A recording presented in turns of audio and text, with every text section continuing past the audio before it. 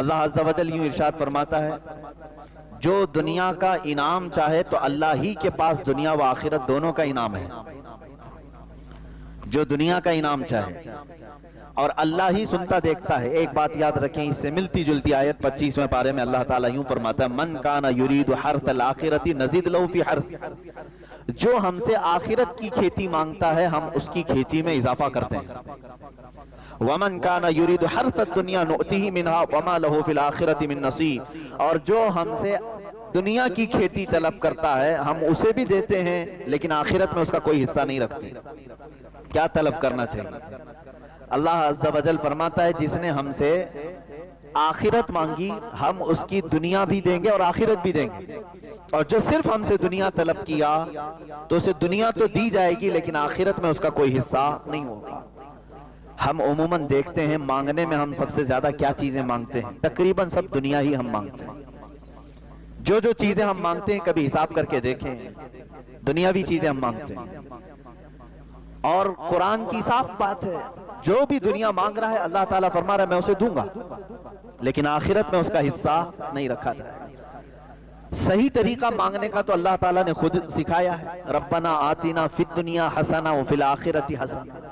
اے ہمارے رب دنیا میں بھی ہمیں اچھائیاں عطا کر اور آخرت میں بھی اچھائیاں عطا کر. کبھی اونلی ون دنیا کی چیزیں طلب کرنا، صرف اور صرف دنیا طلب کرنا تو یہ مسلمان کو اور مومن کو زیب نہیں دیتا. مثال کے طور پر ہم اپنے کاروبار کی بھلائیاں چاہتے ہیں، کون نہیں چاہتا؟ دعا کریں کہ دکان اچھی چل جائے، دنیا ہی تو مانگا. آپ کہتے ہیں میرا گھر اچھا بن جائے، دنیا ہی تو مانگا. آپ یہ کہتے ہیں میرے پیسوں میں برکت ہو جائے، دعا کریں، دنیا ہی تو مانگا. اولاد نہیں ہے، اولاد کی دعا کر دیں، اولاد دنیا ہے. اچھی بیوی مل جائے، دنیا ہے. جائیداد مل جائے، دنیا ہے. یہ ساری چیزیں دنیا ہیں میرے عزیزوں. میں یہ نہیں کہتا کہ صرف دنیا مانگنا ناجائز ہے، بلکہ مانگ سکتے ہیں آپ. خود میرے آقا صلی اللہ علیہ وسلم نے فرمایا خیر متاع الدنیا المرأة الصالحہ. دنیا کا سب سے بہترین سامان اگر کچھ ہے دنیا میں سے تو وہ نیک بیوی ہے. تم مانگ سکتے ہو دنیا میں، لیکن صرف دنیا کے اوپر ڈیپینڈ رہ جانا اور آخرت کبھی نہ طلب کرنا یہ احمق آدمی کی علامت ہے، بے وقوف ہے. وہ 4 دن کے لیے تو مانگ لیا اور لاکھوں کے سال کے لیے کچھ نہیں مانگا. جہاں اسے اتنی لمبے عرصے کی زندگی گزارنا ہے کہ جس کا اینڈ کوئی ہے ہی نہیں، آخرت. وہاں تو سورج بھی ختم ہو گیا، چاند بھی ختم ہو گیا. دن یہاں جو گنتے ہیں سورج کی وجہ سے گنتے ہیں. سورج ہی ختم ہو گئے، چاند ہی ختم ہو گئے، نہ دن ہو رہی ہے نہ رات. وہاں تو دنوں کا حساب بھی نہیں ہوگا، کتنے سال تک تمہیں رہنا ہے. اس کے لیے کبھی اتنا نہیں مانگا. یہ مختصر سی زندگی کے لیے مانگا جو آج ہے پتہ نہیں کل بھی چلی جا سکتی ہے. ہم نے تو دیکھا ہے کہ صبح بات کی ہیں اور شام میں ان کا لاشا قبرستان میں نہیں ملتا ہے. نہیں ہوتے، اچانک موتیں آئی.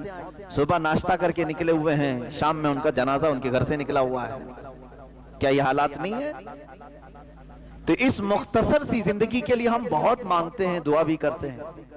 مانگو میرے عزیزوں، لیکن انصاف کا تقاضا یہ ہے کہ عقل رکھنے والا بندہ وہاں کی طلب کرتا ہے جہاں اسے زیادہ دن رہنا ہے، لمبا عرصہ.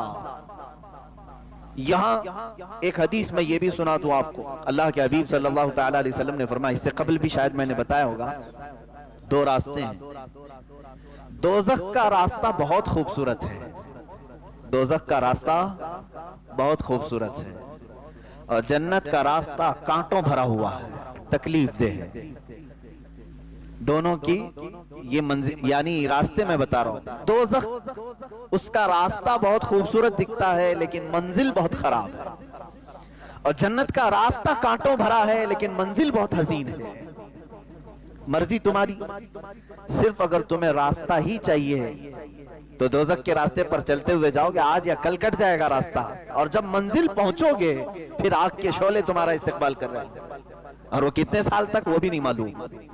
ہاں، جنت کا راستہ کانٹوں بھرا تو ہے، تکلیفیں تو ہیں، نمازوں کی پابندیاں ہیں، حلال کھانا ہے، اور تمہیں شریعت اسلامیہ کے دائرے میں رہ کر کے عمل کرنا ہے. یہ سخت تو لگتا ہے، کٹھن تو ہے، لیکن جیسے ہی منزل آئے گی ساری تھکان اتر جائے گی، ساری پریشانیاں ختم ہو جائیں گی جب جنت منزل مل جائے. اب آپ کے اوپر فیصلہ ہے, صرف راستہ تمہیں آرام کا چاہیے یا منزل اچھی چاہیے, یہ دیکھ کر کے چلو. اب اس کی مثال ایسی ہے کہ آپ کو میں دنیاوی طریقے سے ایک مثال بتاؤں. 1 کلومیٹر کا ایک راستہ ہے, 2 راستے یہاں پر بنے ہوئے ہیں. 1 کلومیٹر کے 2 روڈ ہیں. ایک روڈ کنکریوں سے بھرا ہوا ہے, لیکن جہاں یہ روڈ اینڈ ہوتا ہے, ختم ہوتا ہے, ایک بہت ہی حسین باغیچہ ہے جس میں پھل ہیں, ندی ہیں, بہت ٹھنڈی ہوائیں ہیں, لیکن راستہ پورا کنکریوں سے بھرا ہوا ہے. 1 کلومیٹر چلنا ہے. ایک دوسرا راستہ ہے, بہت ہی اچھا راستہ ہے, کوئی کنکری نہیں, کوئی کانٹے نہیں, اچھا لگ رہا ہے, لیکن جہاں یہ ختم ہوتا ہے منزل بہت بھیانک ہے. وہاں سڑی ہوئی بدبویں آ رہی ہیں, کانٹے بکھرے ہوئے ہیں اور لاشیں ہیں, بدبو بھری ہوئی ہے. مجھے بتاؤ عقل رکھنے والا کون سا راستہ اختیار کرے؟ وہ کنکریوں بھرا راستہ چننے والا عقل مند ہے, اس لیے کہ چلنا ہی تو ہے 1 کلومیٹر, اس کے بعد تو حسین باغیچہ میرا استقبال کر رہا ہے. اور بے وقوف وہ بندہ ہے جو صرف راستے کو دیکھا کہ یہ حسین لگ رہا ہے, آرام کا لگ رہا ہے, چل پڑا, لیکن منزل بہت ہی بھیانک پا لیا. سیم یہی مثال جنت اور دوزخ کی ہے. وہی اللہ تعالیٰ فرماتا ہے قرآن پاک میں, جس نے صرف ہم سے دنیا مانگی ہم اس کو دنیا دے دیں گے. کفار و مشرکین کو اللہ دنیا دیتا ہے, تمہیں بھی دے گا, لیکن آخرت میں تمہارا حصہ نہیں رکھا جائے گا. اور جس نے ہم سے آخرت مانگی اللہ فرماتا ہے اسے دنیا میں برتنے کو بھی دیا جائے گا اور آخرت میں بھی دیا جائے گا. تو فائدے میں یہی رہیں گے. اسی لیے ہمیشہ ایک دعا یہ کرو, میں بہترین دعا آپ کو بتاتا ہوں جو اولیاء کاملین کی سب سے بڑی دعا تھی. کیا مانگنا چاہیے زندگی میں, کیا مانگنا چاہیے؟ یعنی مانگنے کے لیے ہمارے پاس بہت ساری چیزیں ہیں. کیا مانگیں ہم؟ اپنے لیے گاڑیاں مانگیں, گھوڑے مانگیں, اولاد مانگیں, بیویاں مانگیں, بچے مانگیں, پراپرٹی, جائیداد, بادشاہ کا تخت, کیا چیز مانگنا چاہیے؟ اولیاء کاملین جو چیز مانگتے تھے وہ سب سے بڑی دعا یہ ہے, وہ یوں کہتے تھے کہ اے اللہ تو میرا ہو جا. بس تجھ سے تجھی کو مانگ کر مانگ لی ساری کائنات. اللہ رب العزت جس کا ہو جائے پھر بچا کیا. تو دعا ہمیشہ یہ کرو کہ اے اللہ تو میرا ہو جا, یعنی تو مجھ سے راضی ہو جا. اللہ رب العزت جس بندے سے راضی ہو جائے اسی کے متعلق تو کہا ہے شاعر نے, خودی کو کر بلند اتنا کہ ہر تقدیر سے پہلے خدا بندے سے خود پوچھے بتا تیری رضا کیا ہے. یہ وہ لوگ ہیں جن کے متعلق اللہ رب العزت اپنے خزانہ رحمت کو کھول دیتا ہے. قرآن میں ہے لہم ما یشاؤون فیہا, یہ وہ بندے ہیں جو چاہ لیں اللہ ان کے لیے رکھا ہے, جو وہ چاہ لیں اللہ ان کے لیے رکھا ہے. وَلَدَيْنَا مَزِيدٌ, اور اللہ فرماتا ہمارے پاس اس سے بھی زیادہ ہے جتنا وہ چاہتے ہیں. لیکن یہ اولیاء کاملین پوری زندگی اس طرح کی گزارتے رہ گئے کہ دنیا میں سے صرف اتنی چیزیں لی جتنا زندگی گزارنے کے لیے کافی تھی, باقی سب وہ مانگتے رہے اللہ ہی کو, مانگتے رہے اللہ ہی کو. ایک بہت ہی مقدس جماعت قیامت کے دن جنت میں جانے والوں کی 3 کیٹیگریز ہوں گی. جنت میں جانے والوں کی 3 جماعتیں بخشے جا چکے ہیں, حساب کتاب ہو چکا ہے, جنت کا فرمان آ چکا ہے. ایک جماعت ایسی ہوگی اللہ تعالیٰ ان سے فرماتا ہے اے میرے بندو تم پر جنت ہو گئی, تمہیں جنت میں بھیجا جا رہا ہے, تم عبادتوں میں پورے کمپلیٹ تھے, بتاؤ کیوں عبادت کرتے تھے, جنت تک کیسے پہنچ گئے؟ وہ کہتے ہیں اے اللہ ہمیں جنت کی نعمتیں جب سے ہم نے سنا تھا بڑا لگاؤ تھا کہ اس جنت میں جائیں. یہ بھی مومن کی شان ہے, جنت میں جانے کی خواہش رکھنا چاہیے. جنت تیری بڑی حسین و جمیل ہے, ہم نے قرآن میں پڑھا, حدیث میں پڑھا, اس لیے اس میں داخل ہونے کے لیے خوب جستجو کرتے تھے, کوئی نماز نہ چھوٹنے پائے, ہر گناہ سے بچتے رہے. اللہ تعالیٰ فرماتا ہے ٹھیک ہے تم نے اچھا کیا اور تمہارے لیے جنت ہو گئی. جس کی طلب میں پوری زندگی محنت کرتے تھے وہ چیز تمہیں مل گئی. ایک جماعت گئی جنت میں. دوسری جماعت ہے, ان سے پوچھا رب تعالیٰ نے تم کیوں عبادت کرتے تھے؟ وہ کہتے مولا تیری دوزخ سے ڈر بہت لگتا تھا. ہم نے جب قرآن میں پڑھا یا حدیث سے سنا کہ دوزخ کے عذابات اتنے سخت ترین ہیں کہ اس کو بندہ نہیں سنبھال سکتا, تو ہمیں ڈر بہت لگتا تھا. اس ڈر کی وجہ سے ہم عبادتوں کی پابندی کرتے تھے اور کوئی گناہ ہونے نہیں دیتے تھے, نیکیاں کرتے رہے. اللہ تعالیٰ فرماتا ہے جاؤ میرے بندے جہنم کے خوف سے تو تم عبادت گزار تو رہے، تمہارے لیے بھی جنت ہے۔ تیسری ایک جماعت تھی مخلصین کی جماعت، ان سے رب تعالیٰ فرماتا ہے تم کیوں عبادت کرتے تھے؟ تمہارے لیے بھی جنت کا پروانہ آج سنا دیا گیا ہے، تم کیوں عبادت کرتے تھے؟ وہ کہتے ہیں اے مولا ہمیں نہ جنت کی خواہش تھی اور نہ ہمیں دوزخ کے متعلق کوئی فکر تھی، ہم تو صرف اس لیے عبادت کرتے تھے کہ تو ہم سے راضی ہو جا، ہم تجھ کو چاہتے تھے، تیرا فرمان تھا اور ہم اس پر عمل کرتے تھے، بس ہم جنت کی طلب میں یا دوزخ کے خوف سے نہیں، اے اللہ ہم خالص تیرے لیے کرتے تھے۔ رب تعالیٰ فرماتا ہے کہ اے بندو میں تم سے راضی ہو گیا، جاؤ جنت میں، لیکن وہ جنت میں نہیں جا رہے ہوں۔ ہائے کیسی جماعت ہوگی، جنت کا پروانہ سنا دیا گیا، وہ جنت میں نہیں جا رہے ہیں۔ وہ کہیں گے اے مولا اگر ہم جنت میں چلے گئے تو دوسرے ہم کو تانا ماریں گے کہ تم بھی جنت کے لیے ہی عبادت کرتے تھے، بولے کچھ اور ہو۔ رب تبارک و تعالیٰ فرماتا ہے میرے بندو میں تم سے راضی ہو گیا، تم میری رضا کے لیے کرتے تھے، میں راضی ہو گیا اور بدلے میں تمہیں جنت مل رہی ہے۔ وہ کہتے ہیں مولا بدلہ نہیں چاہیے، بس تو راضی ہو جا، بدلہ نہیں چاہیے، تو راضی ہو جا۔ یہاں تک کہ روایات میں آتا ہے کہ فرشتوں کو حکم ہوگا ان کو بیڑیاں ڈالو اور جنت میں لے جاؤ، ان کو کھینچ کر کے جنت میں لے جاؤ۔ یہ وہ بندے ہیں جو اللہ سے اگر کچھ مانگتے تھے تو اللہ ہی کو مانگتے تھے، تو ہمارا ہو جا۔ میرے عزیزو آج کے اس آیت کریمہ سے بھی یہی سیکھو کہ مانگنے کے لیے ہزاروں چیزیں تمہارے پاس ہیں، عقل مند بندہ وہ ہے جو اللہ سے اللہ ہی کو مانگ لے، اے اللہ تو میرا ہو جا۔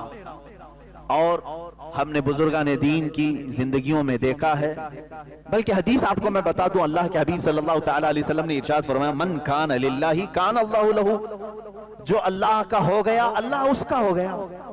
یہاں تک کہ حدیث قدسی ہے، یہ حدیث قدسی کہتے ہیں فرمان اللہ کا ہے، زبان نبی کونین کی ہے صلی اللہ علیہ وسلم، حضور صلی اللہ علیہ وسلم نے بیان کیا لیکن وہ کلمے اللہ کے۔ اس حدیث قدسی میں اللہ فرماتا ہے ایک بندہ مجھ سے قریب ہوتا ہے، قریب ہوتا ہے، اتنا قریب ہوتا ہے کہ میں اس کا ہاتھ بن جاتا ہوں جس سے وہ پکڑتا ہے۔ کون کہہ رہا ہے؟ اللہ عز و جل۔ رب تعالیٰ فرماتا ہے میں اس کی زبان بن جاتا ہوں جس سے وہ بولتا ہے، میں اس کے کان بن جاتا ہوں جس سے وہ سنتا ہے۔ اللہ تبارک و تعالیٰ یہ ارشاد فرما رہا ہے یہ حدیث قدسی میں۔ تو بندہ اپنے آپ کو اتنا قریب کرتا ہے، اتنا قریب کرتا ہے کہ اللہ رب العزت اس کے اعمال کو اپنا عمل فرما رہا ہے۔ بدر کے وہ صحابہ جب تیر چلا رہے تھے اور کفار و مشرکین کو تہس نہس کر رہے تھے، بعد میں آیتیں نازل ہوئی، اللہ تعالیٰ نے فرمایا وَمَا رَمَيْتَ إِذْ رَمَيْتَ فَلَمْ تَقْتُلُوهُمْ وَلَكِنَّ اللَّهَ قَتَلَهُمْ۔ دو الگ الگ جگہ سے میں پڑھ رہا ہوں۔ حضور صلی اللہ علیہ وسلم سے رب تعالیٰ فرماتا ہے تیر جو چلایا وہ آپ نے نہیں اللہ نے چلایا۔ فَلَمْ تَقْتُلُوهُمْ وَلَكِنَّ اللَّهَ قَتَلَهُمْ، اے صحابہ تم نے نہیں قتل کیا، ہاتھ تمہارا تھا، اللہ نے قتل کیا۔ ان کے عمل کو اللہ اپنا عمل فرما رہا ہے۔ یہ وہ مقام ہے جس کی طلب ہر مسلمان کو ہونی چاہیے، ہر مومن کو ہونی چاہیے۔ اے اللہ مجھے اس مقام تک پہنچا دے جہاں میرا چلنا پھرنا ہر چیز تیری رضا کے مطابق ہو جائے۔ یہ کب ہوتا ہے؟ جب سچی طلب ہو۔ اور قرآن پاک میں اللہ فرماتا ہے من کان یرجو لقاء اللہ، جو اللہ تبارک و تعالیٰ سے ملاقات کی امید رکھتا ہے، یقین رکھتا ہے، اسے چاہیے کہ وہ نیک اعمال میں لگ جائے۔ فَلْيَعْمَلْ عَمَلًا صَالِحًا وَلَا يُشْرِكْ بِعِبَادَةِ رَبِّهِ أَحَدًا، وہ اللہ رب العزت کے ساتھ کسی دوسرے کو اپنا خدا شریک نہ ٹھہرائے اس کے ساتھ، اور اعمال صالحہ میں دن رات لگ جائے، جسے یہ امید ہے کہ وہ اپنے رب سے ملنا چاہے، اپنے مولا سے ملاقات کرنا چاہے۔ میرے عزیزو اس آیت کا پورا خلاصہ میں یہ بتا رہا ہوں کہ دنیا میں اگر کچھ مانگو تو آخرت کی طویل زندگی میں اللہ کی رضا مانگو، اللہ کی رضا مانگو۔ ایک بزرگ ہیں حضرت امام حسن بصری رضی اللہ تعالیٰ، بڑی پتے کی بات ہے، اور ایک روایت حضرت رابعہ بصری رضی اللہ تعالیٰ عنہ ملتی ہے۔ ایک صاحب آئے اور ان سے کہا کہ ہمارے لیے دعا کر دیں، غالباً حضرت رابعہ سے کہا کیا دعا کروں؟ انہوں نے کہا کہ دعا کر دیں اللہ مجھ سے راضی ہو جائے۔ ابھی میں نے کہا نا دعا تو یہی کرنا چاہیے، اللہ مجھ سے راضی ہو جائے۔ تو بھڑک گئی، کہا یہ دعا کروا رہے ہو مجھ سے اللہ تجھ سے راضی ہو جائے؟ میں دعا تو کروں گی لیکن پہلے یہ بتا کیا تو بھی اللہ سے راضی ہے؟ کیا تو بھی اللہ سے راضی ہے؟ تو وہ ڈر گئے، انہوں نے کہا کہ ماں بھلا بندہ بھی کوئی اللہ سے ناراض ہوتا ہے؟ کون ہے وہ؟ کس کی مجال ہے، کس کی جرت ہے کہ وہ اللہ سے ناراض ہے؟ انہوں نے کہا لاکھوں بندے ہیں۔ کہا کیسے؟ کہا یہ ناراضگی کی علامت نہیں ہے کہ جب وہ موسم گرمی کا دیتا ہے تو کہتے ہائے کیسی گرمی ہے، برداشت سے باہر ہو گئی، جبکہ وہ مولا کہہ رہا ہے میں کسی کو اس کی طاقت سے زیادہ کوئی چیز ڈالتا نہیں۔ اگر تم اس کی یہ تمام قدرت سے راضی ہوتے تو اس کے موسموں کی شکایت نہیں کرتے۔ ایک بزرگ چلتے پھرتے راستے میں انہوں نے صرف اتنا کہہ دیا تھا، بارش آ رہی تھی، ارے یہ کیسے بے موسم کی بارش آئی؟ کبھی ہوتا ہے گرمیوں کے دنوں میں بارش آئی؟ غیب سے انہیں ندا آئی کہ اے بندے کیا اب تو فیصلہ کرے گا کہ بارش کب ہونا چاہیے اور کب نہیں ہونا چاہیے؟ وہ اتنا روئے کہ تقریباً 40 سال تک انہوں نے اپنا چہرہ آسمان کی طرف نہیں کیا۔ حقیقت میں میرے عزیزو آج اللہ کی رضا ہم چاہ تو رہے لیکن کبھی ہم نے یہ سوچا میں بھی اس کے ہر چیز سے راضی ہوں؟ وہ بندہ راضی ہے جو اس کی دی ہوئے انعامات پر بھی خوش ہے اور اس کے دی ہوئے مصیبتوں پر بھی خوش ہے۔ لیکن یہاں ہوتا نہیں ہے، بندہ مصیبتوں پر ناشکری کرتا ہے اور انعامات پر اسے بھول جاتا ہے۔ انعامات ملتے ہیں، خوشیاں آتی ہیں، کہتا میں نے کمایا، کبھی یہ نہیں کہتا ھذا من فضل ربی، یہ میرے رب کے فضل سے ہے۔ عزیزان گرامی، اللہ کی رضا مانگو لیکن خود کو پہلے اللہ سے راضی کرو، یعنی اپنے آپ کے دل کو بھی راضی کرو کہ جو کچھ بھی دنیا میں ہوگا وہ میرے مولا کی مرضی سے ہوگا۔ خاص طور پر عورتوں میں یہ ناراضگی اللہ تبارک و تعالیٰ کے متعلق بہت ملتی ہے۔ تم ناراض ہوگے اللہ تعالیٰ سے تو اس کا کچھ نہیں بگاڑ سکو گے، تمہاری دنیا بھی تباہ ہے اور آخرت بھی تباہ ہے۔ تم بندے ہو، اللہ سے ناراض ہونا یہی نہیں کہ اس کو صرف گالیاں دینا، بلکہ بہت ساری چیزوں کو برداشت نہ کرنا یہ بھی اللہ سے ناراضگی کی علامت ہے۔ جو تمہارے ساتھ کسی کا انتقال ہوا تو کیا اللہ تعالیٰ نے تمہارے ساتھ ظلم کیا؟ تمہارے گھر میں کسی کی موت ہو گئی تو کیا اللہ کا ظلم ہے یہ؟ معاذ اللہ رب العالمین۔ لیکن کچھ لوگوں کی زبانوں سے یہ جملے نکل جاتے ہیں، کم سے کم اس گھر پر تو رحم کرنا چاہیے تھا، اس گھر پر تو رحم کرنا چاہیے۔ ایک بات یاد رکھیں، وہ قادر مطلق ہے، اس کے ہر فیصلے میں کوئی نہ کوئی حکمت ضرور ہے۔ وہ کس کی موت کب لکھا ہے جبھی ہوتی ہے۔ یہاں تک کہ فرشتوں میں سے بھی مقرب فرشتوں کو بھی یہ اختیار نہیں ہے کہ اس کے دیے ہوئے وقت سے ایک آن پہلے یا بعد کو ٹال سکیں یا پہل کر سکیں۔ وہ اللہ رب العزت کی حکمتوں میں سے بندے مومن کو یہ چاہیے کہ ہر کام پر اس سے راضی رہے، اس کے بعد اس کی رضا کا سوال کرے۔ بات صحیح ہے؟ پہلے خود راضی ہو اللہ کے ہر حکمت سے اور اس کے بعد سوال کرے اے اللہ تو بھی مجھ سے راضی ہو جا، تب بات دونوں برابر کہلائے گی۔ تم تو ناراض ہو اس سے، تم اس کے بہت سارے کاموں سے اپنی رضا ظاہر نہیں کرتے ہو اور پھر اس سے دعا یہ کرتے ہو کہ اللہ تو مجھ سے راضی ہو جا۔ رب تبارک و تعالیٰ اگر یہ فرماتے کہ اے بندے کیا تو بھی راضی ہے اپنی زندگی میں؟ ہاں تو کہہ دو کہ زبان سے، لیکن عمل تمہاری شکایت کر رہا ہوگا۔ بیماریوں میں میں سب کو بتا دیتا ہوں، اچھائیوں میں کسی کو نہیں بولتا۔ دکان 100 دن چلایا، 99 دن فائدہ رہا، ایک دن نقصان ہوا، وہ نقصان کے دن کئی لوگوں کو شکایت تو کر دے گا، فائدہ جتنے دن ہوا تھا وہ سب کو نہیں بتائے گا۔ ارے نہ بتاؤ نظر لگ جائے گی۔ انعامات کو تو تم نے بتایا نہیں، خسارے کو سب کے سامنے ذکر کیا، صحت کا تو کبھی اعلان نہیں کیا کہ میں بہت ہٹا کٹا ہوں، صحت مند ہوں، اللہ کا فضل ہے، لیکن بیماری کو سب کے سامنے ذکر کیا۔ اللہ کی رضا یہ ہے جو قرآن پاک کی آیت یہ بتاتی ہے انا للہ و انا الیہ راجعون، بے شک ہم اللہ کے لیے ہیں دنیا میں اور اللہ ہی کی طرف لوٹنے والے۔ بیماری اس کی مرضی سے، صحت مندی اس کی مرضی سے، دولت اس کی مرضی سے، غربت اس کی مرضی سے، کرسی اس کی مرضی سے ملے، یہ تمام چیزوں پر ہماری رضا پہلے ہو اور اس کے بعد ہم یہ سوال کریں اے اللہ تو بھی ہم سے راضی ہو جا۔ آگے کی آیت میں نے جو تلاوت کی ہے یہ دوسری بڑی آیت ہے جس میں اللہ تعالیٰ فرماتا ہے اے ایمان والو، ایک بات سمجھ کر کے چلیں، یہ کتنے بڑے فخر کی بات ہے کہ پورا قرآن جو ہے جس میں خطاب جو ہوتا ہے، خطاب کا مطلب ہوتا ہے کسی کو مخاطب کر کے بلانا، اے فلاں آپ آ جاؤ. اب بڑا آدمی کوئی کسی کا نام لے کر کے پکارے تو وہ اپنے پکار پر بھی رشک کرتا ہے کہ مجھے فلاں نے میرا نام لے کر کے پکارا. میں سمجھتا ہوں مسلمانوں کو اسی بات پر فخر کرنا چاہیے کہ قرآن میں اللہ نے جگہ جگہ پر یا ایھا الذین آمنو، اے ایمان والو، ہمیں نام لے کر کے پکارا ہے. پیدا کرنے والا خود ہمیں پکارے تو ہماری قسمت کی بات کیا ہے. ایک ہی جگہ پر پورے قرآن میں کافروں کو پکارا گیا، باقی تقریباً یا ایھا الذین کفروا جو ایک جگہ ہے.